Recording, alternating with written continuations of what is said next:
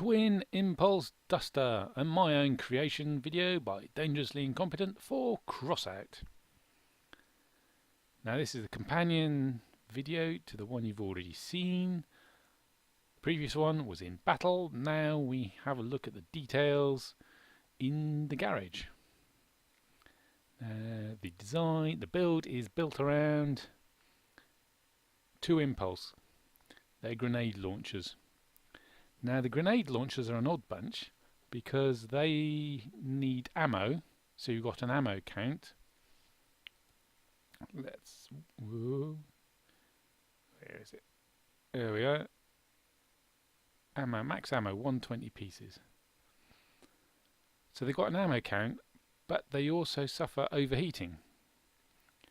So you can fire away, bang, bang, bang, bang, bang, and then it's overheated and it has to cool down, which is a real right pain.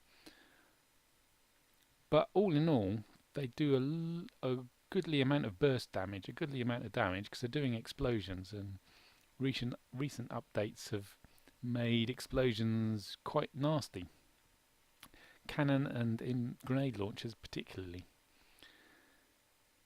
So they got two drawbacks, well three actually, because look at the structure, 113, that's not a lot, especially for a purple weapon, that's not very much at all.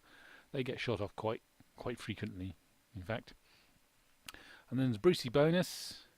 Every 10th shot has a 75% chance to stop the rotation of the enemy's weapons for a second. Not worth it. It's not worth getting them for that. You can see it happen because there's that blue sparkly lightning static graphic stuff you see, but it doesn't last very long. Not long enough to improve your survivability at any rate. And the other main part of the build is the duster, which is a white component. White? Let me check that. Market, dun dun dun. Oh no, they're all blue. Come on, why is it taking so long? Duster, there we go. Yeah. It's a white, but you can't get it as a reward in any of the battles or missions or anything. It's one of the ones you have to buy, I think, or one of the earliest ones that you could buy for real cash, not coin. Well, I bought it for coin because it's not exactly expensive. Anyway, yes. So what about the duster? Well, why did I go for the duster? Well, it's very fast. Doesn't have a lot of power, so it can't carry weight. But I was aiming at a very light, very fast, very low power score, maximum offensive sort of a build. So I've got quite a lot of offense with those two grenade launchers. They can kick out a goodly amount of damage.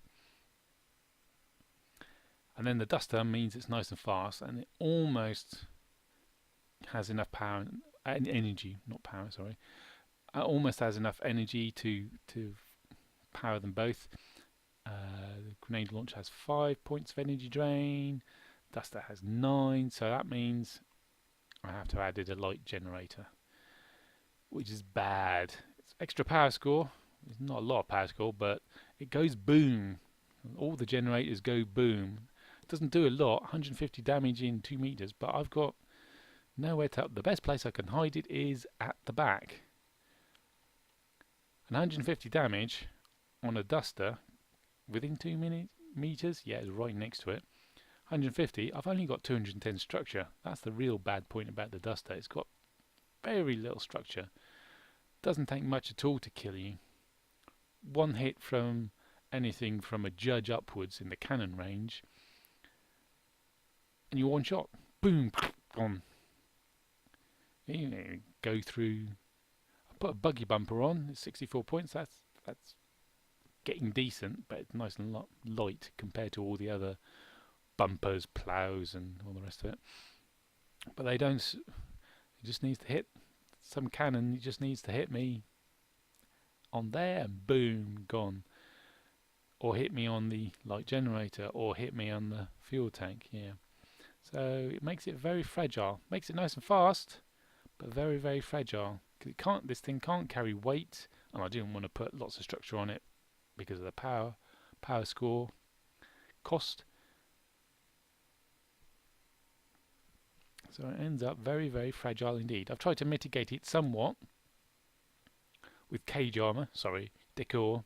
Well, which way do you want? The game calls it decor, I call it cage armor. But you can't put it everywhere because you want your grenade launchers to be able to shoot at people.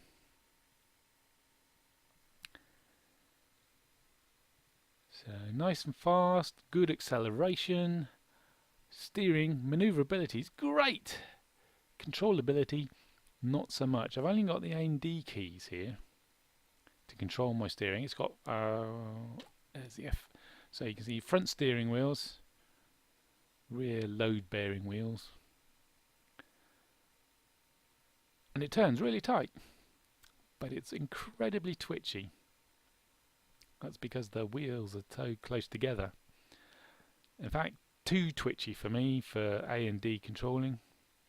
One of these days I may get a steering wheel peripheral, but I don't know whether Crossout actually supports such a thing.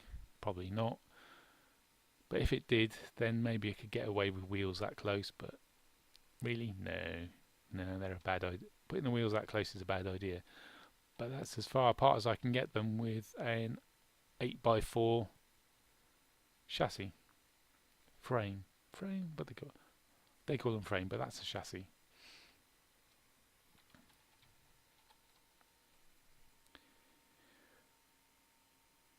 What else did I want to? I've mentioned the burst damage, haven't I? Yeah. Let's just take it for a test drive and show you the burst, how quickly it bursts. Right, you see, totally clean. 1, 2, 3, 4, 5, 6, overheated. But that chucks out an awful lot of damage for 6 shots, if you can get them to hit. Note that the grenade launchers arc. So if I point directly at something, wow, that's quite close. Let's point directly at that tree. Yep, ploughed into the ground. So you've got to judge your elevation according to the distance of your target, which is quite difficult. Add to that the shots are quite slow and your enemy's moving. Then you've got to aim ahead of them and above them in order to hit them. So actually hitting people can be quite difficult. And add to that, they're quite slow turning. So close up you can get quite... Oh, no, you can even miss quite close up. The slow turning, so getting them into the right place while you're twitching around can be difficult. So overall, these grenade launchers are quite difficult to use. You need quite a lot of practice with them in order to get the hits in. But once you do, they do kick out the damage. Couple of bumpers on the front, just to try and save the frame from ramming. That's what that is. Even with this, quite often I get rammed in the front by someone bigger and heavier, and then the spiked bumper goes, and then the frame goes, and of course once the frame's gone, your wheels fall off, and then I'm left sitting on the ground with nothing but 2 grenade launchers for fun. All in all, this build is, well, for me, at any rate, it's not a beginner's build, I should say. It's quite difficult to use well, because your dice is so very, very, very fragile, and it's too fragile for me. It's also too twitchy.